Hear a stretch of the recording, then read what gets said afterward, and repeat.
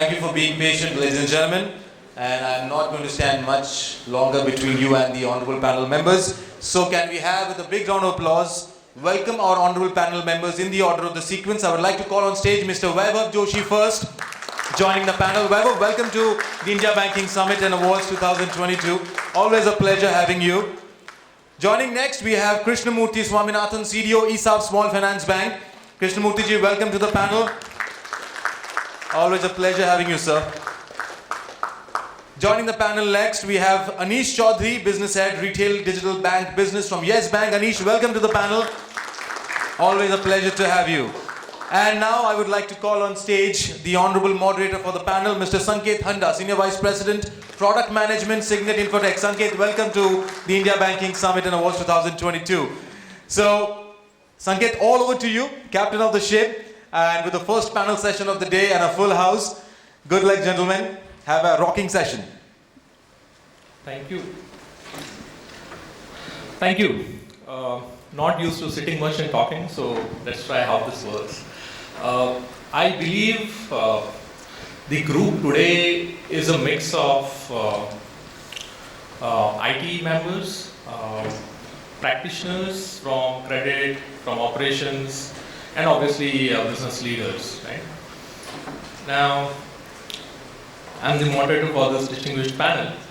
There's a lot to read on a lot of topics around fintech, digital transformation, digital lending, online. So we thought, how do we drive this particular session? Do we make it more practical with examples and use cases and practical challenges that banks, NBFCs go through while doing digital lending? Maybe that is something that would help the attendees in a better way, and that's the focus that we've kept for this session. I hope we do justice to that. For the sake of not remembering the questions, I've prepared my cue card, so please bear with me for that.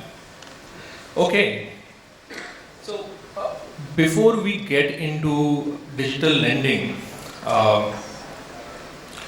I've heard digital lending.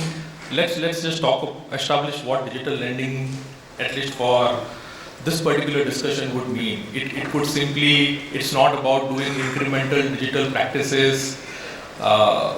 कुछ manually हो रहा है, थोड़ा सा उसको digitize कर लेते हैं. Okay, we are doing digital transformation, we are doing digital lending. No. When this panel talks about digital lending, it's from a perspective of how can we move towards more in a zero-touch direction? Is that an utopia? Is that a reality? I don't know. The panel would talk about it. Or can it be done in an assisted way to make it more digital? That's the focus that we want to have. Okay. Let's get on to the questions. We have, first we'll start with Mr. Swami. What really drives digital transformation in banks? Now, banks definitely carry a baggage of debt that they have. And any bank or NBFC that carries it have two options. One, either they create a parallel digital lending workflow which runs in parallel to the existing processes so as to not disrupt the business as usual, or change the existing workflows, take one attempt at it and take away all the debt and do digital transformation. So, two questions: what really drives digital transformation, and which approach in your experience would work better and why?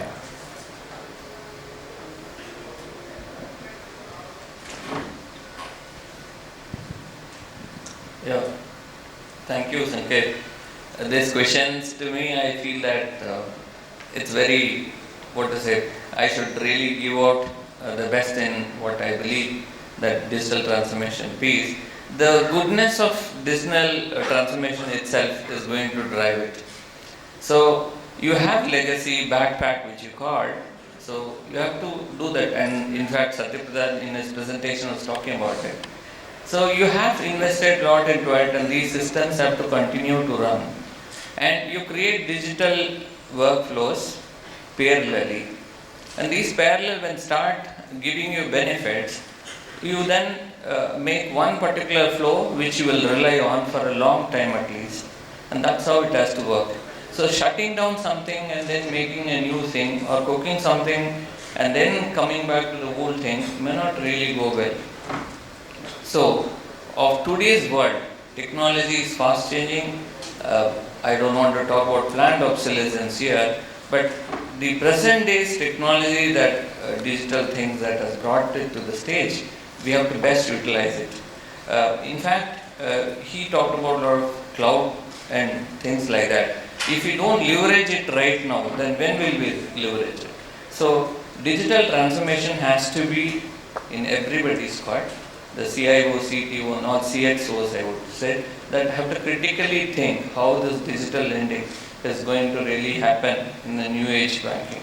So banking is just going to get much more benefited, and we all aspire to see that this transformation happens in digital. That's for me. Thank you, Mr. Swami. So, from my experience, I was previously with Lending Card, heading the digital transformation and the digital lending there from product management. We came across similar choices and had to take one. The choice was whether we run something parallel and then get everyone and the BAU over to that, or do we just transform? We decided to transform because the change management or the debt that we would have created would be equally much bigger later on. So, thank you. Okay, Vaibhav, are traditional lenders digitizing quickly enough? If not, why? And if yes, how? Thanks, Sanket. Good morning to you all. Let me take 20-30 seconds quick round of introductions, because the designation over there was quite confusing. Global top 100 CEOs and stuff. So when actually Synnex approached me, I was in the middle of I was moving organization since the designation. I am the ex-CDO of Equitas Small Finance Bank and currently the co-founder and CEO of EasyPay. It's a fintech. So while I see a lot of you in suits today, I used to be on the other side of in proper suits a month back, and now I have shifted to jeans and maybe let's call it smart casuals. So Sanket, coming to your question. See, we need to understand. There is a slight story behind it. Okay, when we talk about traditional lenders or banks, whether they are digitizing fast enough or not. Now we need to understand how traditional lending works. The traditional lenders in the country, banks, NBFCs, they are highly regulated. Okay, we heard the gentleman from RBI, talking about it. And India as a country has a very heavily regulated, BFSI setup. And it's a very, very, good setup. So anything and everything, when it comes to, whether it's asset business or it's a liability business, it has to go through that scrutiny of the regulation. And that is how, when these regulations were made, earlier, the buy khata used to be physical, and then eventually it became digital. That's when the likes of Oracles came in. They created co-banking systems, then loan origination systems, loan management systems came in. And today we are talking about, cloud for banking, So, and why I am stressing on this fact, Sanket, is because banks being regulatorily heavy, compliance heavy, there is a lot of operational risk frameworks that get into every process. And when we talk about something like a digital lending and the juggernaut that has picked up since 2016-15 onwards, and the way fintechs are digitizing or transforming in a very agile, nimble-footed manner, it takes time for banks to play catch-up, because at the end of the day, the systems in the banks are extremely heavy systems. A small change request in the bank, when it has to go through a plethora of processes, and then there are multiple committees that actually approve it. Post that change request gets approved, and post that implementation is tasked upon somebody like Oracle or their counterparts to actually execute it. And that's when so it's a 6 to 12 month journey for any transformation or a process to take place. Banks are not as agile as fintech, and they cannot be. But then you also need to understand one more thing. that while the fintechs or the neobanks are being so fast in the market, they are fast in customer acquisition, they are fast in customer servicing, they are superb in rendering a customer experience. But at the end of the day, the underwriting is being carried out on those same systems that the banks and the NBFCs and the financial institutions are using. So at the end of the day, the heavy lifting at the back end still happens. The credit writing policy is still written by the same credit writer who is working on those systems. Now, having explained this part, let me come to your question. Are banks transforming fast enough? Yes, I think banks have started the transformation. If we break up banks into talking about lending, so small finance bank, private banks and PSU banks, then I am sure you will see a lot of these banks posting initiatives on LinkedIn and Twitter, where you will see so many new systems being deployed, so many new partnerships being forged, and so many new numbers being achieved. Now, without naming some of the banks, but the type of transformation these people have started carrying out, they have done in the last year or two during COVID, I think they wouldn't have done it in the past decade. That's how fast banks have started catching up. Look at the way banks are hiring talent now. Okay, earlier banks were very rigid in their thought process in the way they would hire talent. Today, because of this transformation thing, banks are actually hiring talent from the other side of the table. Don't be surprised if tomorrow somebody, a fintech guy gets hired into bank at a senior level. That has happened. I mean, I can give you so many use cases. Barring me, don't look at me. But that has happened. It happens. And why this is important? Because if banks don't modernize fast enough, then the speed at which the distribution setup is going on in the market, that eventually the speed will reduce. Because when we talk about a critical, especially the most important product in banking is asset products. पैसा तो वहीं पे बनता है. You have seen all the fintechs going spending millions and millions of dollars to acquire customers. At the end of the day, the buck stops at lending. Everyone wants to get back into lending. Whether it's a fintech which was spending close to 750 rupees to acquire one transaction, or whether it is some fintech who has been who has recently raised, I think, more than $100 million. Okay, now all these fintechs, they work on customer acquisition, but at the end of the day, they have to rely on bank system. And then they come to lending to the bank or the NBFC. So the transformation of the bank has started. However, what needs to happen is banks need to be slightly more agile in terms of the internal processes and approvals, because the process is internal, and I'm sure Swami sir can back me up over there. The internal processes sometimes take so much time that eventually the product manager starts losing interest, okay, or the partner starts losing interest, and there is somebody else who will pick up the baton and move ahead with that. Now, what was the second part of the question, Sanket? If the banks are digitizing fast enough, how are they doing it, and if not, why? You answered the if not why part of it.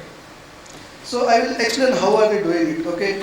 Now earlier, what used to happen is banks used to rely a lot on this, traditional solution providers. And sorry, Satya, but what has I don't mean to but what has happened is now a lot of this agile fintech organizations have come in who have started developing these smaller utilities that banks are able to just plug into at the middleware level, and they are able to fast track the process.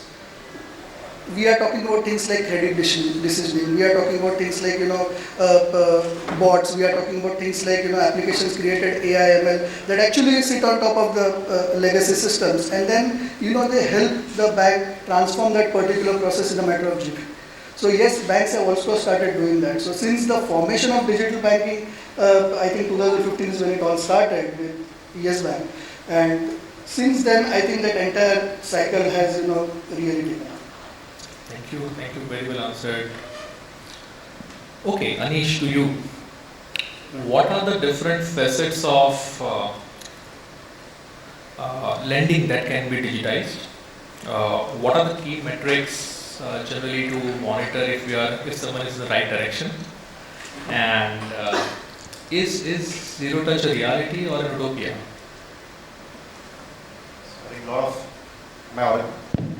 There's a lot of things bundled into one. What facets of things? I think everybody's trying to digitalize, but let me answer this in three parts, right? What is the need of the customers?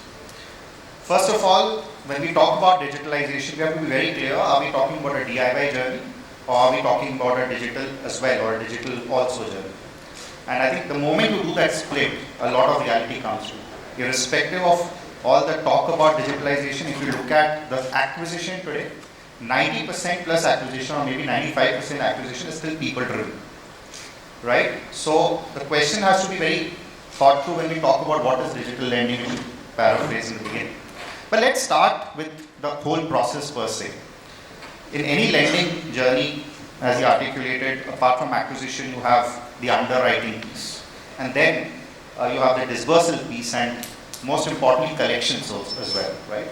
Now, if you talk about from any typical lending journey perspective, what I see is irrespective of whether it is a very small ticket unsecured loan or if it's a high ticket secured loan leading up to say a home loan or even working capital loans or mega ticket loans, say running into few crores.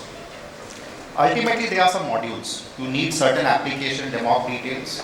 You need certain processing to happen with the PREs and the underwriting engines, and then disbursements. I think a lot of digitization has already happened on the disbursal side and approval side, right? You have eNASH, you have e-signatures and all, and barring some of the limits, a lot of it is getting very smoothly done.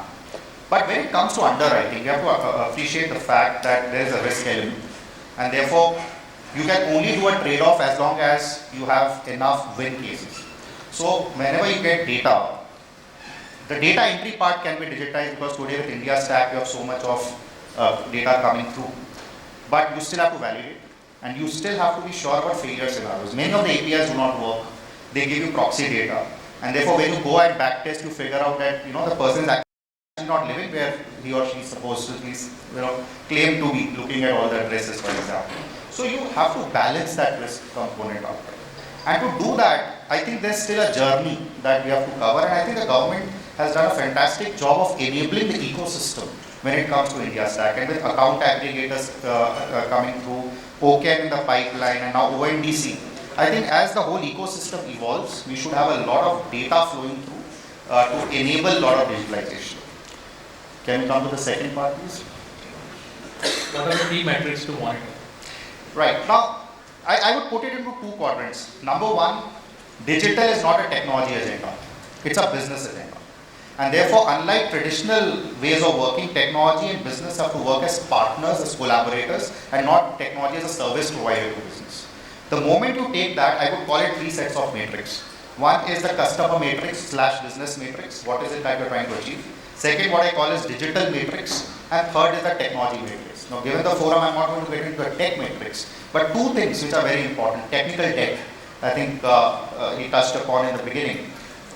We keep on piling that because our designs and architectures are not right. And number two is the time to value. The moment the idea is conceived and by the time it's delivered in the market, this time to value is extremely critical. And therefore, how can you shorten it without increasing your technical debt? There's an inverse correlation between these two metrics. On the digital front, the objective is very clear. If I'm talking about a DIY journey or even an assisted journey where you are trying to enable your sales forces or back-end teams to do it better, one thing which I often hail a lot is click to type to fill ratio. The moment you get to field level, there are two things to solve. And because we are talking about process slowness, the biggest problem is we believe that digitalization can be done through technology. I'm sorry. You first need to have the right processes, which is designed for the customer / user, and then you work backwards. Now, the moment you do that, you figure out what are the fields that I require in the front end, in the back end, and therefore how that data is going to flow into that, and what percentage of those fields can be auto-filled, auto-validated versus manual-filled, manual-validated. This is a whole matrix. It needs a lot of deep thinking. And I can borrow good practices from manufacturing sector. Some of you who have been associated with manufacturing would appreciate when a process flow is made for a manufacturing process. There, unlike a code, you can't make mistakes. The cost of making mistake is very high. And therefore, you actually go into every depth and you start mapping it at a Six Sigma level. Or depending on whatever manufacturing practices you're following. Same logic applies even to service codes.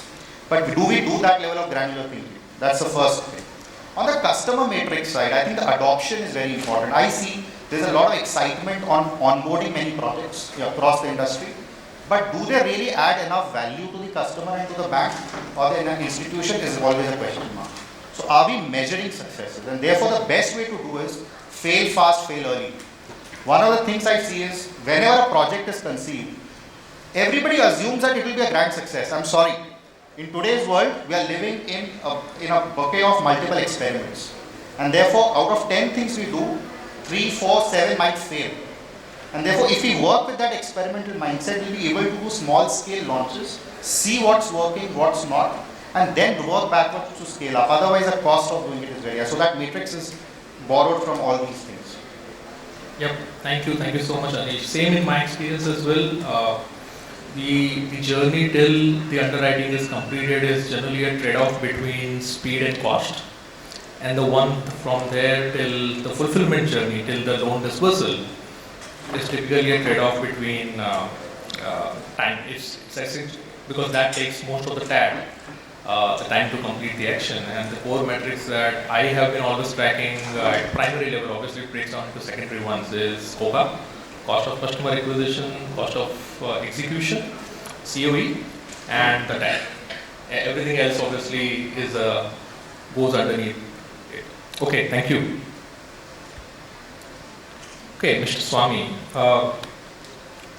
So given that we have touched upon different facets, let's pick up origination, the lead generation till the application complete workflow. What does it take to digitize? What smartness could be applied? And there's a lot of discussion around account aggregator. Banks are getting onboarded, but yet to be seen a lot in action. How do you think? What's your view here? The loan origination, which basically the first pillar in digital lending. The other pillars like underwriting or your LMS, payment collections, etc. That's the pillar that it's customer facing. Customer facing, the moment you say either assisted or the customer facing, direct customer facing, it's very, very critical. The entire piece of journey that C is going to rate it from the start. It's very critical piece. And this, if it is not properly very well done, and any moment if the customer is going to see friction or experience friction in whatever percentage levels, there's going to be a snap. So you get this right first is what every bank, every fintech, every digital lender has to really look at. Loan origination is very critical. And if you have the data of the customer, he's an existing customer, and you should pre-populate rather. You should not keep asking him, bugging him in every single piece. And then he gets really the known facts that you put it across to me, that never feeling should come. Take UI UX, or even this way you can take it. See, he snaps at a point of a journey, and then when he comes back, he comes and starts again, need to fill in everything. You have to stage it. If that's not happening, loan origination is going to fail. So this pretty critical factor has to be well attended to. And if you can see in today's world, some of the loan application digital lenders or the banks which are doing digital lending, you can see that the success rate is very high when the customer experience on the first part is nicely done.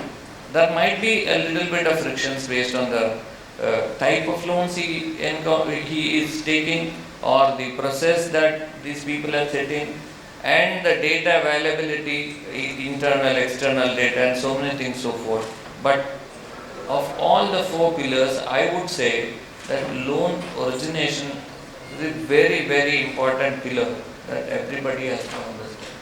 And the moment you show any friction, any burr in that particular thing, it's going to stop. And that's how I want to put it across. And journey has to be smooth. Things have to be pretty good for people, and then it's a game changer and it adds up value to the organization, to the people around, the fintechs, the technology providers, system integrators, the customer, and the ecosystem gets very well built. That's it. Thank you, sir. Thank you. So, to sum it up, three parts, right? One, let's make the digital experience that delightful for the customer so that the user does what he's supposed to do rather than the operations doing it on the behalf. Second, why ask data all the time from the customer if it can be obtained from different sources? And third, only in the event that the customer does not continue with the journey or the system is not able to make an appropriate or a definite decision, only in that case let the operations come into picture rather than as an exception rather than a norm. Okay. Okay. Anish, to you. And guys, at the time, 14 minutes, we can speed it up somewhat. How to eliminate, so for an existing to credit customer that has a credit score, the elimination of a borrower upfront depending on the score value, depending on the location, previous experience with that borrower, are different mechanisms used. But what would you do with a new to credit customer in order to eliminate a non-eligible customer upfront without getting that customer to bank analysis stage, which is typically very costly? So, first of all, the moment you say it's new to credit, it shows that there is no track record to decide how much you can lend. And therefore, by definition, you are going to give smaller ticket loans, right? Because it's directly proportional to the risk you are taking. Now, when you talk about eliminating, I'm assuming there are two parts to it. One, can you remove the fraud risks out of it? Can you remove the ones which are not fitting your profile? So, what I call as junk applications. To do that, of course, you can build a lot of models to look at data and eliminate, say a pin code check. You could have certain other proxy data to eliminate looking at tax data, etc. But the more important question is that already this is happening because banks are doing MPC customers today, and it's mostly through point of sale or some alternate data that's available at a transaction level. So you have GST data, you have ITR data. There's so many plugins that are available today. Most importantly, POS data. But or even if you look at now BNPL is coming through a lot. Now BNPL is completely based on a certain presumption. So this is happening. I think the challenge will be how do you upgrade these customers into more value. How can you derive more customer lifetime value from these customers by upsell? And I think that's a game which is difficult to crack. Because how do you identify the right cohort and then time it correctly? Because brand loyalty is declining significantly. More and more digital products are coming through. What we are observing is that customers are very happy to switch from one lender, one player to the other. And therefore, the premise on which you start doing small ticket loans that tomorrow I'll earn the wallet share, that's a holy grail. Therefore, once this thing is solved, I think a lot of other things will fall in place. The other part is when you talk about bank statement analysis being costly, again, I'm betting big on things like account aggregator. Once the consent layer and data layer comes through, a lot of these costs will come down significantly. What UPI has done, for example. Thank you. A will definitely play that role, for sure. Vaibhav, how to digitize credit decisioning using analytics and scorecards? In my experience, when I have spoken to a credit team or a credit head, digitize karna hai, they like, okay, meri job lene ki baat kar rahe hain, but that's obviously not the point. How do you do it and how do you do it effectively? So let me take that question at a slightly more strategic level. So when we talk about credit decisioning, there are two aspects to it, and continuing to what Anish was talking about. So you have the bureau data, you have the standard data which is available to you, and B, you have the alternate data. Now you have existing to credit customers or you have new to credit customers, okay? And generally, people who have a credit history, credit decisioning is not an issue over there. What happens is when an underwriter sits to underwrite a particular thing, basis the credit score, credit profiling as we call it in the banking segment, his a financial profile gets created, and then financial profile basis that the underwriter decides how much exposure can I lend to this particular individual or institution. What is more interesting in today's aspect is, when we are talking about the alternate data. Because you will fetch the, CIBIL, CRISIL, etc. You will fetch all those data points. You will fetch the GST data. You will fetch, the taxation data and so on. But then there are a whole new set of alternate data points which have emerged in today's economy, which is fueling the credit AI engines of creating a financial profile today. To give you some examples, okay, if I talk about MSME segment, then how long is the retailer been into existence? And you can come to know that from his electricity bill. Does he own his shop or not? How far does the electricity bill goes? That's a good data point. Another data point is, where we talk about scrubbing of his social media profile. Okay, is that guy on Facebook, Instagram? If so, since how long has the account been active? Is that guy on LinkedIn, Twitter? If so, how long it has been? And that's a very important data point. Another important data point, so similarly, this alternate data points get captured, and these alternate data points create an alternate data score sheet. And then you have the bureau data score sheet. A combination of the bureau data score sheet and alternate data score sheet is what today's digital lenders are looking at when they are looking at, doing real-time lending. Now, this changes from product to product. Okay, if you're talking about an unsecured loan, a small-time business loan in the range of, say, 50,000, 1 lakh, 2 lakh, then these data points are good. But if you're talking about lending, which is used from a business perspective, from a supply chain perspective, but it's an unsecured lending, then what happens is there are alternate data points like, what is the history of that particular person with his supplier? What sort of invoices has he been raising? What sort of payments has he been doing? Does he do the payments on time?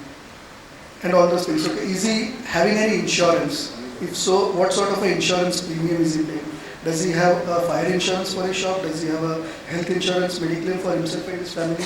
Does he have a life insurance for himself? These data points help underwriters determine what sort of a persona that person is, and these data points are more and more increasingly becoming important in today's world because let's face it, there is only a certain category, percentage of population which has a credit history. A larger part of the population that hails from Bharat may not have that credit history. Okay, you will get a -1 scoring over there. So what does that mean? That means that lenders have to start relying on other data points or alternate data points. And that is why new age lenders today, they are getting into this, credit AI based financial profiling mechanism. That's a combination of bureau and alternate. And there are also aspects like, SMS scrubbing, email scrubbing, where, you actually get to come to know what sort of, banking transactions he carries out. And you pull from there and you can actually create a statement, and that becomes a very good data point as well. Thank you. One more question for you. So the fulfillment part, when I say fulfillment, it means from the time the offer is accepted till the time the loan is disbursed, is typically the one that takes most time, right? So which includes agreement generation, the agreement signing part, the KYC piece, the payment instruments, the location verification, the business verification part of it. It consumes the most time. How can that be digitized effectively? Sanket, this is a very broad question because, the various loan products have different requirements. If I talk about vehicle loan, for example, okay, vehicle loan is something that vehicle or a housing loan is something that the digitization part may be easier over there. Why? Because from a fulfillment perspective, a lot of these documents may be available in a digital format. Okay, if you talk about a vehicle, if you talk about a house registration, there is a the agreement actually gets registered somewhere and a soft copy is stored. So if an API stack was to be ready over there, then the lenders could pull that details. Okay, and that agreement would come digitally. Now what happens is that 200-page agreement, a housing loan agreement is a 200-page agreement. Same is, also the person who is actually seeking the loan has to initial every page, he has to sign on every third, fourth page, and that is what makes the process cumbersome.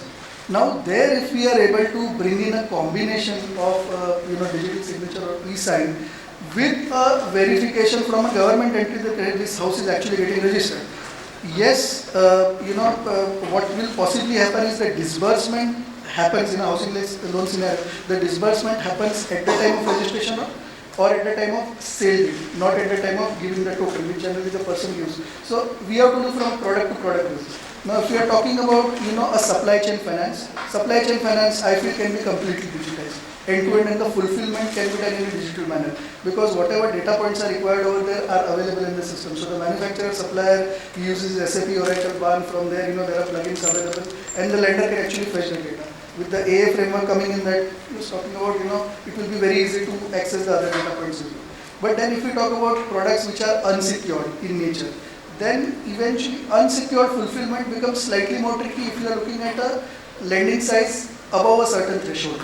Because there then what happens is, the lender actually requires a lot of, he has to come, verify, he has to do all sorts of things. Now there, what new age lenders do is, they use techniques like geo-tagging, they use techniques like OTP verification, other verification is already there. And then, video KYC has to somehow start seeping into this part of the story as well. Video KYC has really taken off thanks to RBI on the liability side of the story. The moment video KYC starts coming onto the asset side of the story, and then plug with AI ML technologies where we bring in something like a liveliness check into video KYC, those aspects will help digitize a lot of these lending products from a fulfillment perspective. Got it. Thank you. Anish, question to you, and this is more from not just an operational angle, but from an overall driving the change. Do operations, credit teams view digital lending as a risk to what they're doing? Question one. And how to drive, my experience at least in driving these changes have been the change management is the most difficult thing to bring about. What can be done about it and how should that be handled? So the answer is yes. Everybody feels threatened with change. Why just operations and credit people? But I'll just give a small statistic because in one of the organizations where I was trying to drive digital transformation, this problem came up. And one data point that was very interesting is I tried to map the unemployment rate across economies over the last 100-year period. And we at least would agree that post-World War II, at least the technology rise has been proportional to the GDP rise. So if I just map the rise of GDP with the unemployment rate and some of the markers of technology, whenever technology came in, actually the unemployment rate has come down. If you can just plot that graph, it's available on World Bank sites, you'll figure out that it's a misnomer that technology takes away jobs. And I think this debate has always been happening since last 30, 40 years, even when computers came to India.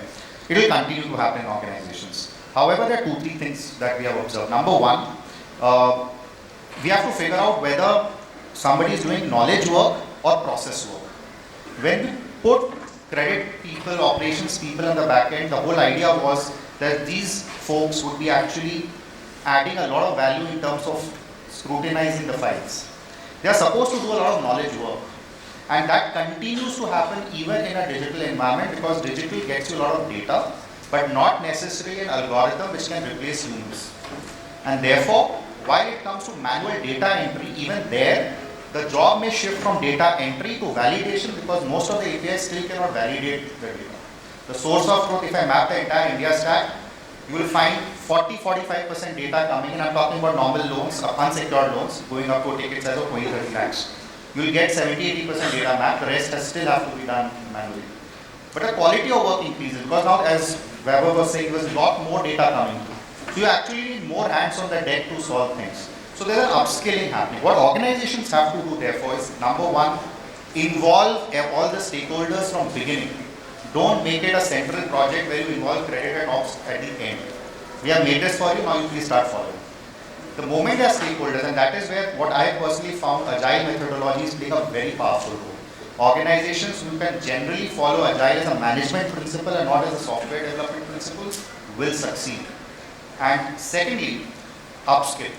Bring that communication. And I can tell you this threat, by the way, is not just to credit and ops. It's visible now because those conversations have been happening.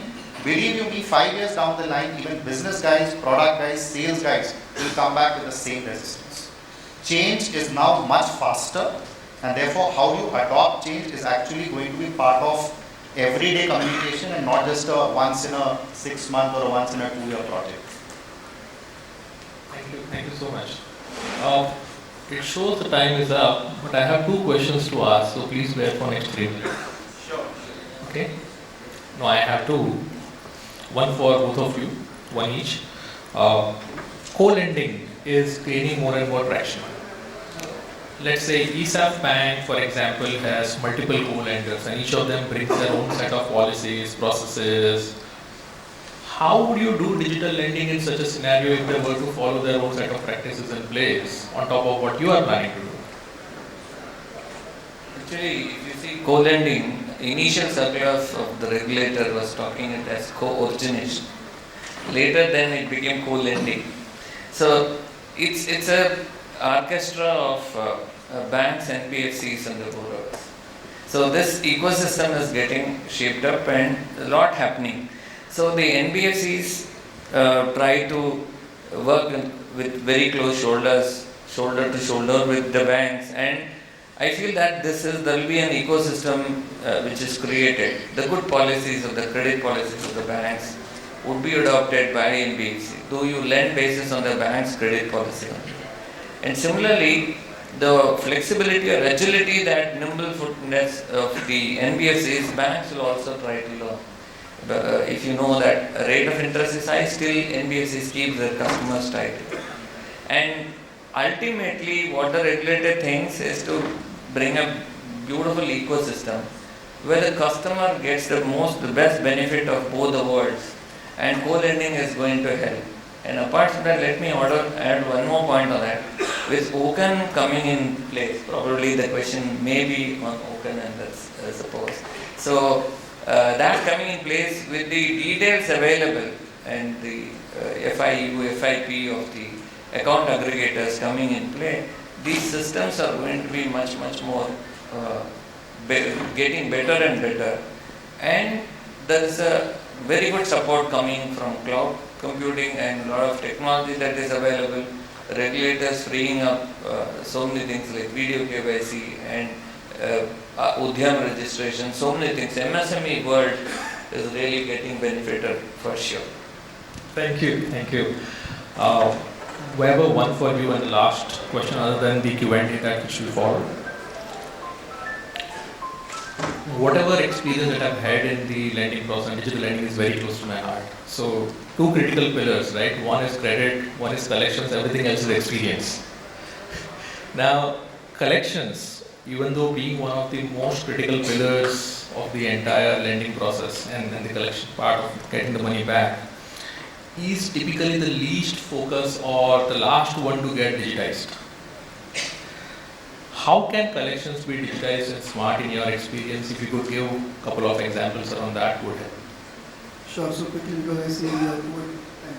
So I think collections is a very important process when it comes to lending, and digitizing collections, starts from implementing a good LOS LMS system. And then what happens is, from there on, today we see, if there is a overdue, then generally you start getting calls. Okay, and then you tell him, okay, I want to pay, and then he will say, मैं बंदा बेचता हूँ. And then COVID happened, and मैं बंदा बेचता हूँ, बंदा गायब है. That's how it started, So coming from SFB, and my entire tenure, barring the first 6 months of COVID when I was with Yes, my entire tenure of COVID was with Equitas, and we faced this problem. So what we did was simply we said, okay, what is the best medium that everyone uses? WhatsApp. So we introduced WhatsApp banking. We implemented a couple of bots. We integrated that with WhatsApp banking, and every collection call was integrated in a manner that a WhatsApp message would go to that guy, a link would go, he would just click on it, and then he would land on a payment gateway, and from there he would make a payment. Okay.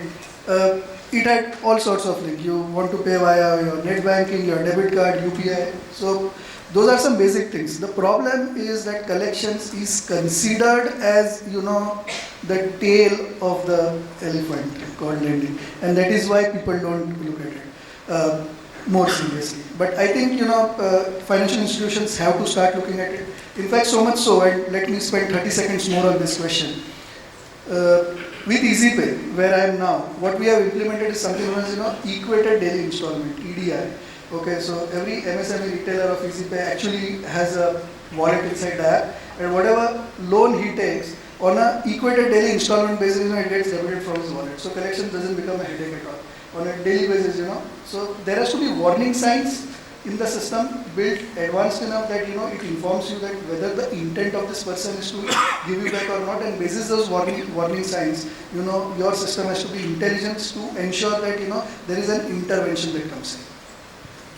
Thank you, very helpful. Thank you so much. Thank you so much, honorable panel members, and thank you so much, Sanket, for wonderfully moderating the panel. Can we have a big round of applause for Mr. Sanket Handa, Cygnet Infotech, for moderating the panel, and the honorable panel members, Vaibhav Joshi, Krishnamoorthy Swaminathan, and Anish Chowdhary. Ladies and gentlemen, before I bid adieu to this fantastic panel, I would like to call on stage Mr. Rahul Poduval, Director Data Analytics and AI, India and GCC from Altair, to kindly do the honors.